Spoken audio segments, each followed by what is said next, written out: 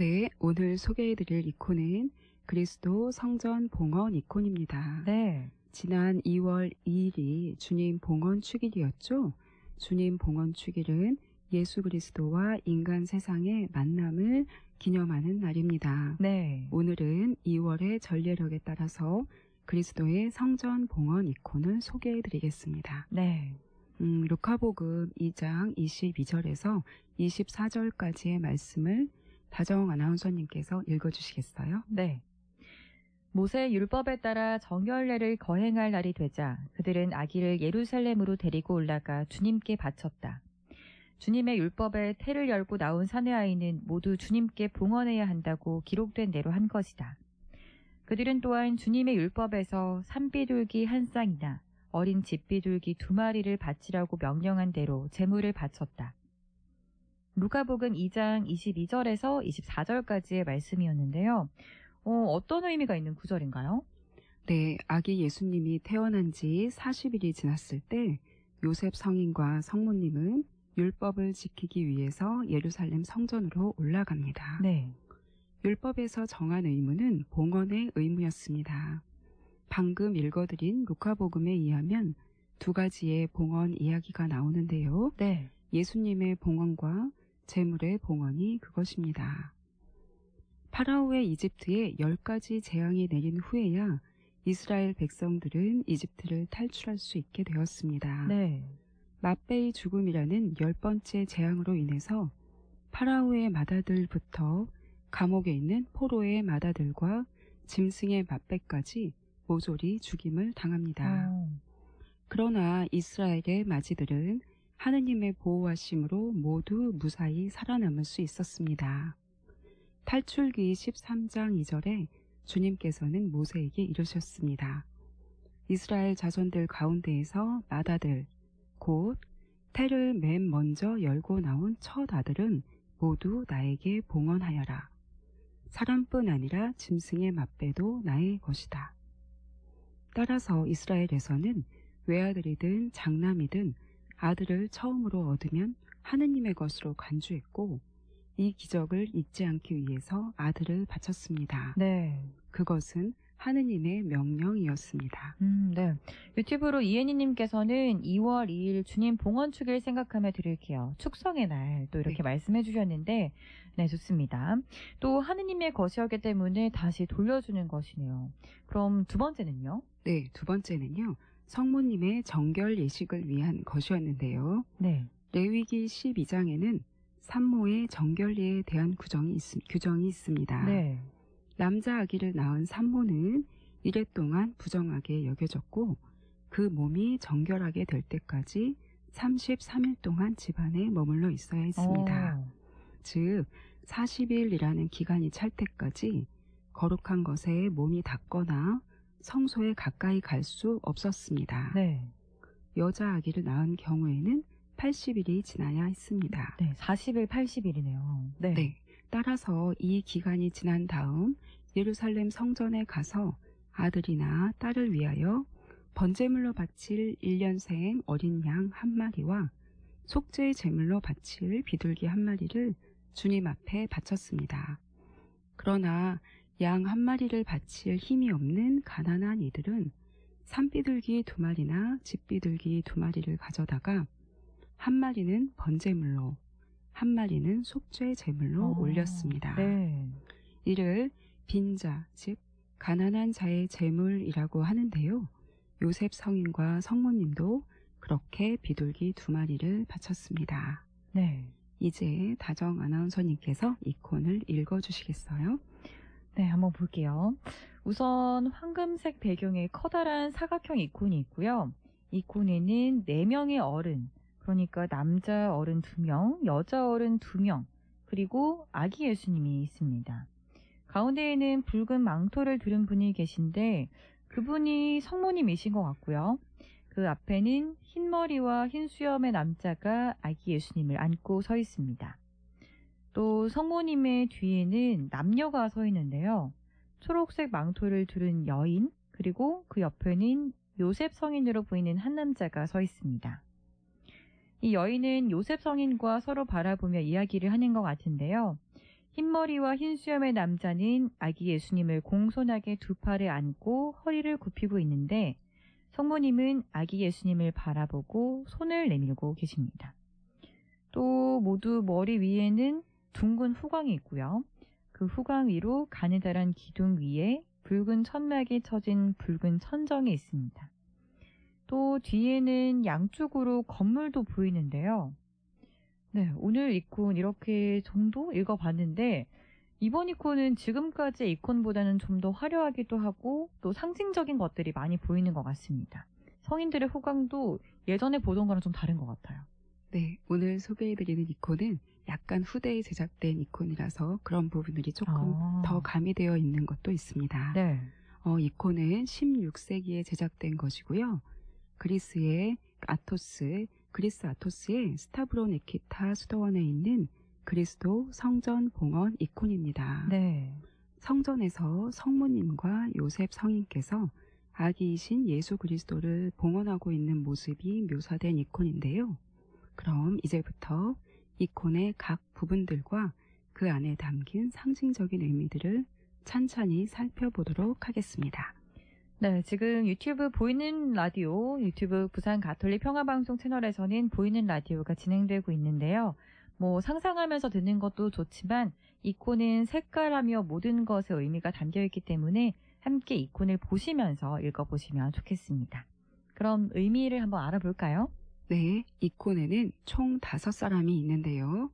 중앙에는 시메온에게 아기 예수를 건네는 성모 마리아와 아기를 안고 있는 시메온이 있고요. 네. 왼쪽으로는 비둘기 2마리를 봉헌하는 요셉 성인과 손으로 아기 예수를 가리키며 얼굴은 요셉 성인을 바라보고 있는 예언자 한나가 있습니다. 네. 그리고 시메온의 팔에 안긴 아기 예수님이 보입니다.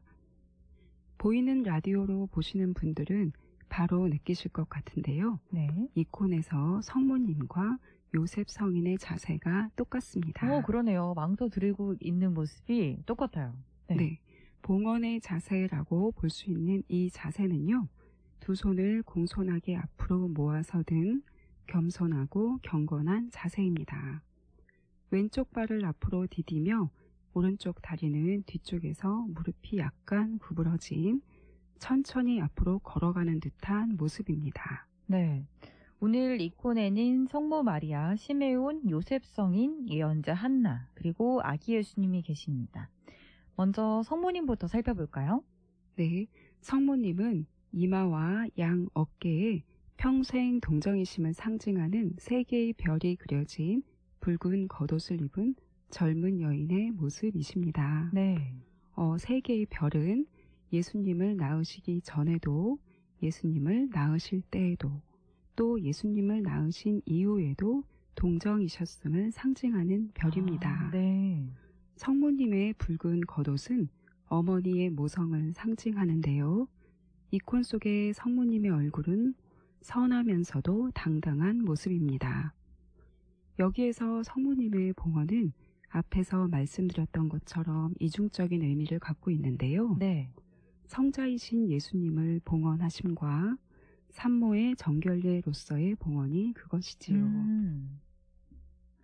네, 이렇게 계속해서 이콘 읽어보고 있는데요. 유튜브로 이혜니님께서는 아기를 봉헌하시는 분은 시메온 그리고 한나 예언자셨네요 하시면서 별 3개의 뜻도 이렇게 선생님의 또 해석에 따라서 알게 되신 것 같습니다. 네, 그러면 시메온은 어떤 모습인가요? 네, 시메온은 아기를 안고 있는데요. 사실 성모님의 모습은 시메온에게 아기를 건네는 모습이신데 네. 어떻게 보면 이제 아기를 받아 안으려는 어머니의 모습으로 보이기도 하시죠. 네.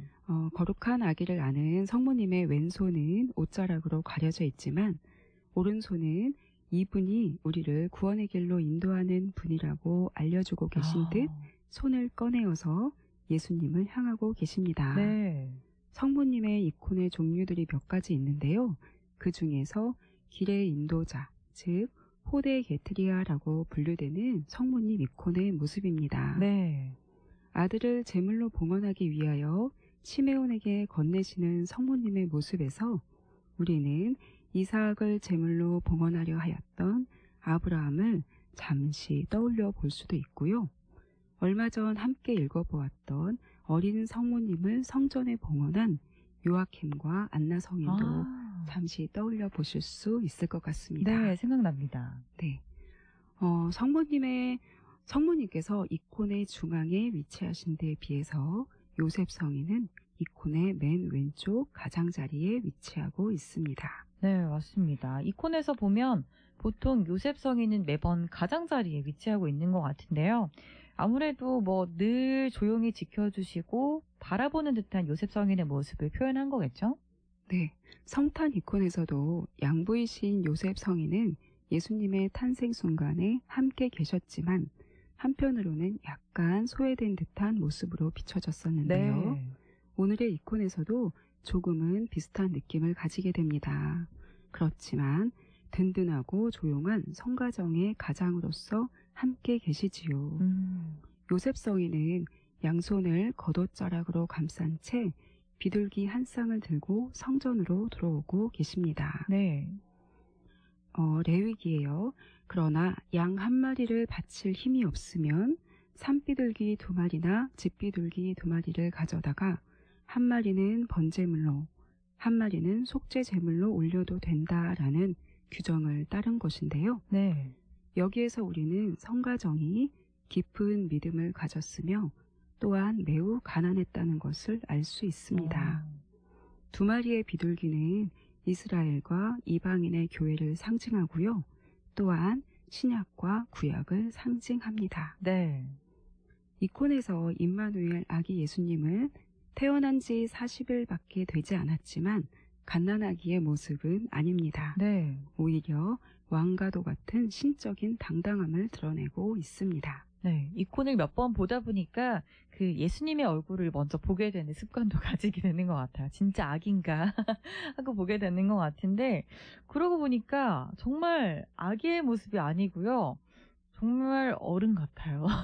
네, 그렇죠. 네. 팔, 다리와 맨발이 드러나는 짧은 그리스도의 겉옷은 금선으로 뒤덮였는데 네. 이것은 하느님의 영광의 빛입니다. 그리고 그리스도는 시메온의 2팔 위에서 오른쪽 팔을 뻗어 축복의 자세를 취하고 계십니다. 네. 세상의 주인이신 분께서 사람이 되시어서 아기의 모습으로 우리에게 오셨습니다. 그리고 율법을 지키고자 당신을 성전으로 데리고 오게 하신 것입니다. 그러면서도 한편으로는 당장이라도 성모님의 품에 안기려는 듯이 어머니를 바라보고 계십니다. 네, 정말 그렇게 보여요. 아기들이 또 엄마한테 가려면 손도 뻗고 얼굴도 가 있잖아요. 네, 그런 모습인 것 같습니다.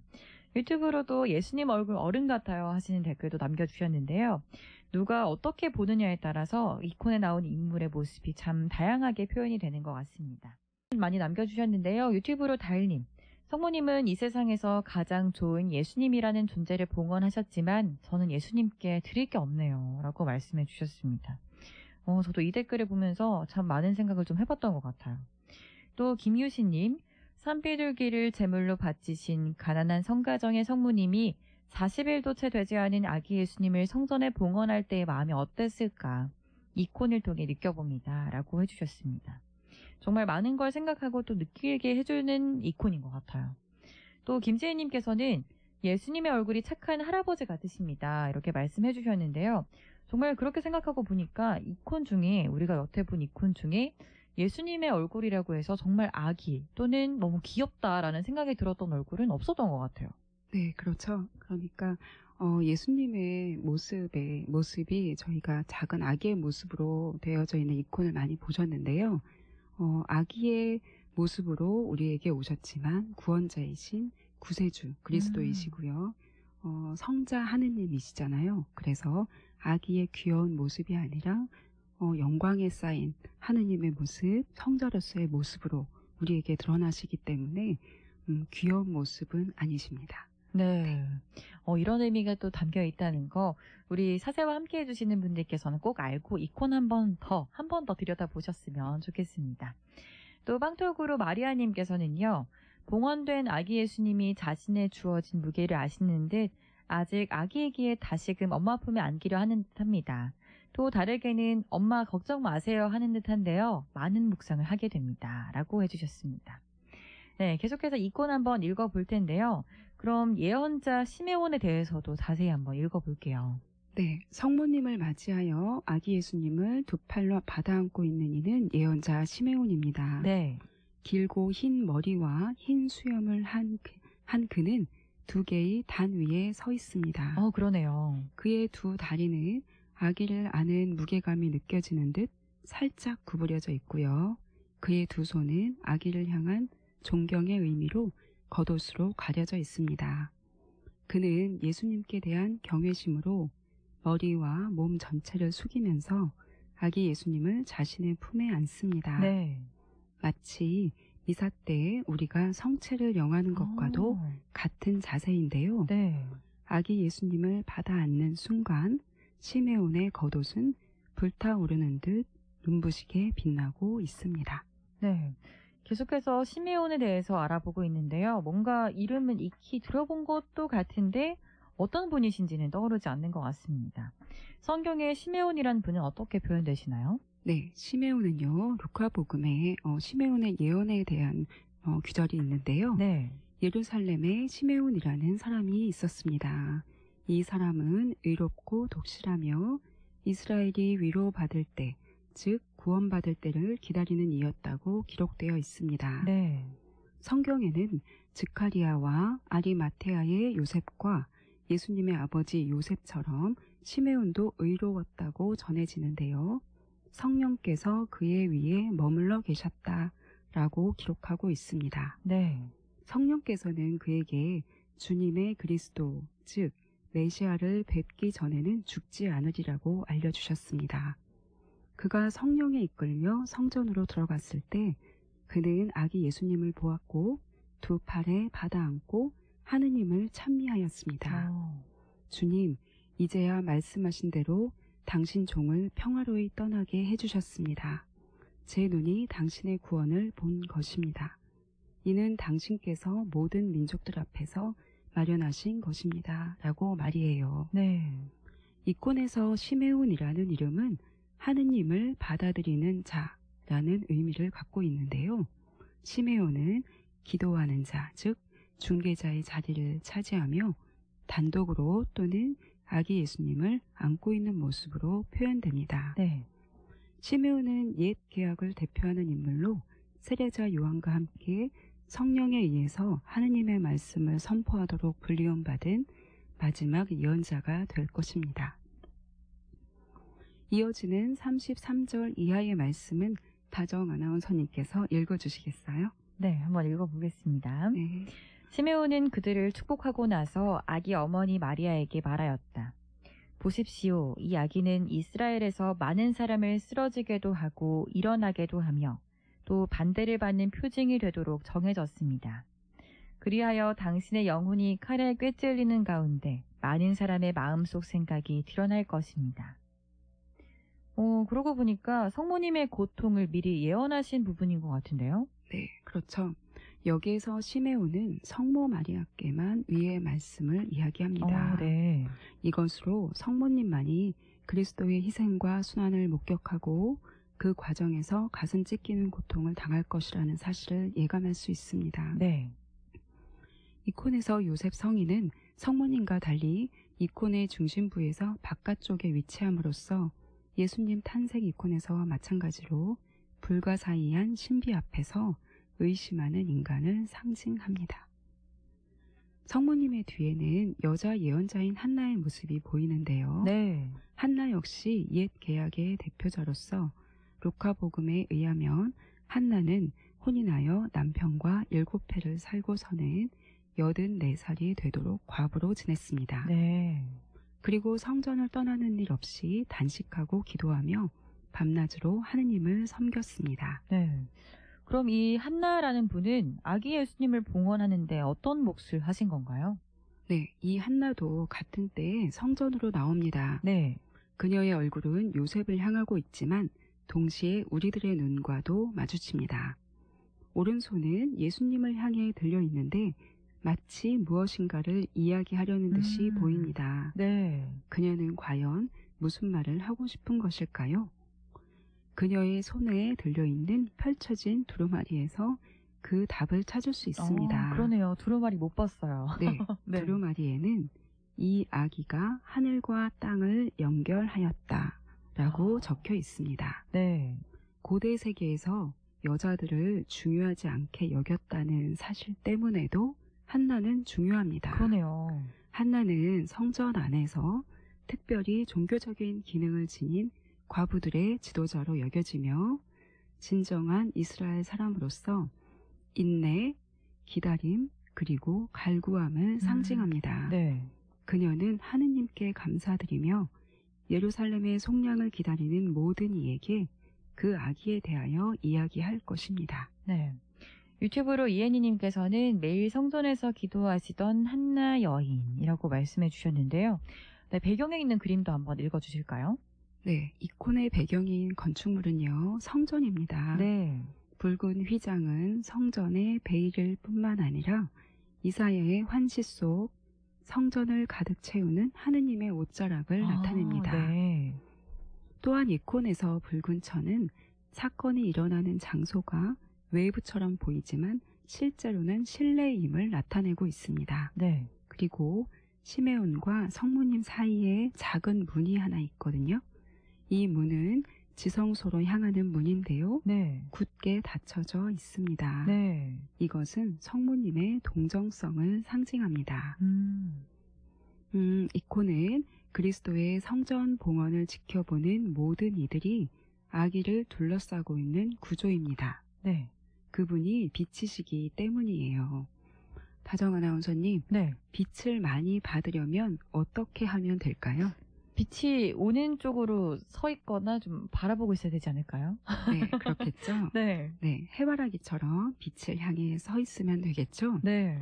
이콘에서 성인들이 가만히 서 있는 모습은 하느님께 향하는, 즉 하느님의 빛을 받고자 하는 내적인 자세를 의미합니다. 네.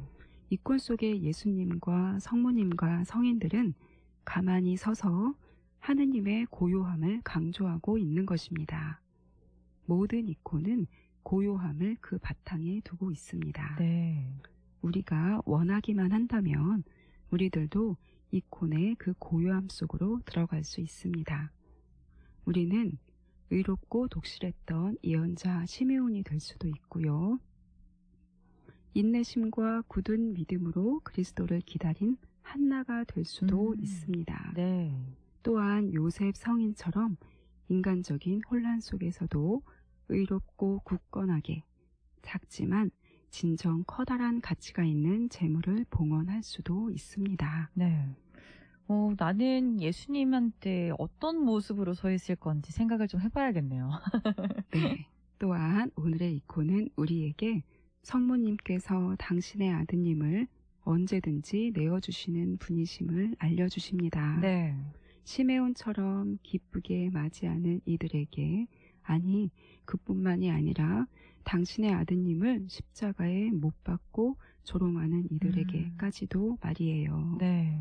겨울의 끝자락에서 따뜻한 봄날을 기다리며 오늘 우리는 어떤 마음으로 예수님을 맞이하고 있을까요? 찬찬히 우리 자신을 들여다보는 시간 가져보셔도 좋을 것 같습니다. 네, 맞습니다.